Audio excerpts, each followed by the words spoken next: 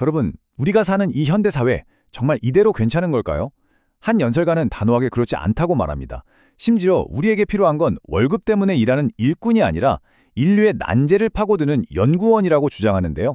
지금부터 그 아주 파격적인 진단과 미래를 위한 제안 하나씩 자세히 들여다보겠습니다. 뜻을 같이 할 사람이 안 보이면 기계로 하는 게 낫다. 와, 이 한 문장, 오늘날 직장의 뼈아픈 현실을 그대로 보여주는 것 같지 않나요? 그러니까 진짜 의미 있는 인간관계는 사라지고 그저 기계 부품처럼 일하는 사람들만 남았다는 그런 신호라는 거죠. 아니, 왜 이렇게까지 된 걸까요? 연설가는 그 원인을 아주 명확하게 짚어내는데요. 바로 돈으로 움직이는 사회 시스템 때문이라는 겁니다. 기업들이 인재를 존중으로 대하는 게 아니라 오직 돈으로만 붙잡아두려고 한다는 거죠. 자, 그렇게 돈으로만 맺어진 관계, 이거 얼마나 갈까요? 당연히 언제든 깨질 수밖에 없죠. 조금이라도 더 좋은 조건을 제시하는 곳이 나타나면 실력 있는 사람들은 뒤도 안 돌아보고 떠나버리는 겁니다. 그럼 회사 입장에서는 어떨까요? 계속해서 불안할 수밖에 없는 거죠. 그러다 보니까 기업 입장에서는 사람이란 존재가 언제 떠날지 모르는 좀 믿기 힘든 존재가 되어버리는 거예요. 그럼 자연스럽게 어떤 결론에 도달하게 될까요? 네, 바로 자동화입니다. 연설가는 여기서 정말 충격적인 예측을 하는데요. 기업들이 결국엔 전체 인력의 무려 70%를 기계로 대체하려는 목표를 갖게 될 거라는 겁니다. 어마어마하죠? 자, 그럼 이 문제를 어떻게 풀어야 할까요?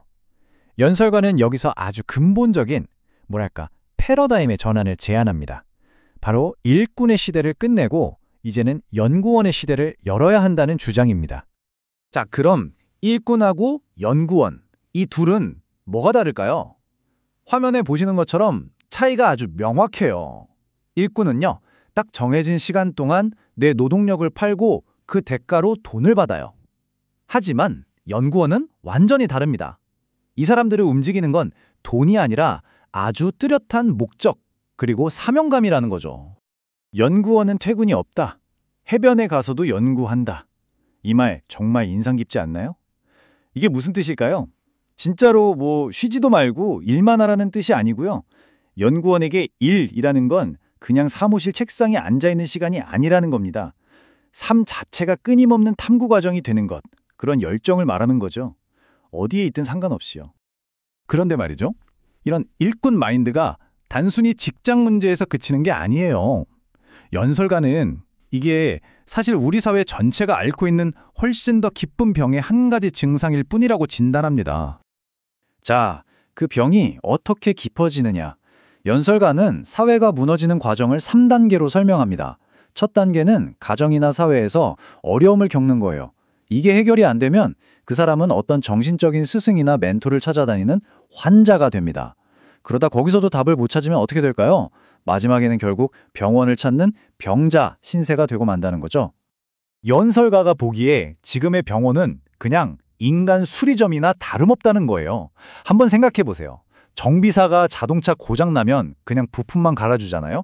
딱 그겁니다. 아픈 증상만 어떻게든 처리할 뿐 도대체 이 사람이 왜 아픈지에 대한 근본적인 원인은 파고들지 않는다는 거죠. 아주 날카로운 비판입니다. 결국 이런 시스템에서는요, 고장난 부분을 땜질하는 수리공은 나올 수 있어도 사람이 정말 건강하게 잘 살아가도록 돕는 진정한 의미의 치유자는 나올 수가 없다는 겁니다. 그저 임시방편일 뿐이라는 거죠. 자, 이렇게 다들 자기 이익만 생각하면서 뿔뿔이 흩어진 사회를 다시 하나로 만들려면 뭐가 필요할까요? 연설가는 여기서 아주 강력한 주장을 합니다. 바로 모두의 마음을 하나로 모을 수 있는 아주 거대한 국가적인 사명이 필요하다는 겁니다. 과연 그런 게 있을까요? 이 사회 구성원 모두를 하나로 똘똘 뭉치게 하고 단순한 일꾼이 아니라 목적의식을 가진 연구원으로 바꿔놓을 만큼 그렇게 강력한 무언가가 말이죠. 연설가가 내놓은 답은 정말 대담하면서도 한편으로는 숭고하기까지 합니다. 바로 대한민국 자살 제로 프로젝트입니다. 대한민국의 가장 아픈 손가락이죠. 이 세계 최고 수준의 자살률 문제를 국가적인 차원에서 해결하자는 겁니다. 그러면서 이게 선진국이라는 우리가 더 이상 외면해서는 안 될 정말 부끄러운 현실이라고 아주 강하게 이야기합니다. 그리고 이 문제는 정말 심각합니다. 안타깝게도 대한민국은 OECD 국가 중에서 자살률이 가장 높다는 그런 불명예스러운 기록을 계속 이어가고 있습니다. 이 그래프만 봐도 알 수 있죠.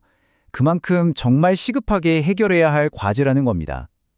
바로 이런 거대한 사명이 있어야만 흩어져 있던 그 연구원 같은 사람들이 한 곳으로 모일 수 있다는 겁니다. 강력한 구심점이 되는 거죠. 우리 사회의 가장 깊은 상처를 치유한다는 그 목적 아래 최고의 인재들이 돈 때문이 아니라 사명감 하나로 모여들게 만들자는 겁니다. 하지만 놀랍게도 이 프로젝트는 단지 시작일 뿐입니다. 연설가가 그리고 있는 진짜 큰 그림은요, 대한민국을 넘어서 인류 전체를 향하고 있거든요. 연설가가 꿈꾸는 미래는 이 나라 전체가 하나의 거대한 인류를 위한 연구소가 되는 겁니다. 여기서 인류가 직면한 가장 어렵고 복잡한 문제들을 직접 부딪혀보고 연구하고 해결책을 찾아내는 거죠. 자, 그럼 최종 목표는 뭘까요? 아주 명확한 4단계 계획이 있습니다. 첫째, 우리 사회의 뿌리 깊은 문제들을 먼저 해결해요. 둘째, 그 해결하는 모든 과정을 데이터로 남기고 분석해서 지혜를 만들어냅니다. 셋째, 그렇게 얻은 지혜를 영화나 음악, 책 같은 멋진 문화 콘텐츠로 만드는 거예요. 그리고 마지막으로 이 콘텐츠를 전 세계에 공유해서 인류 전체를 이끌어가는 등불이 되자는 겁니다. 정말 원대한 계획이죠? 결국 이 모든 이야기는 우리에게 하나의 질문을 던집니다. 만약 우리 사회가 단순히 월급을 받기 위해 일하는 일꾼이 아니라 더 큰 목적과 사명감을 가진 연구원들을 키워내는 곳이 된다면 과연 세상은 어떻게 달라질까요? 이 질문에 대해 한 번쯤 생각해 보시는 건 어떨까요?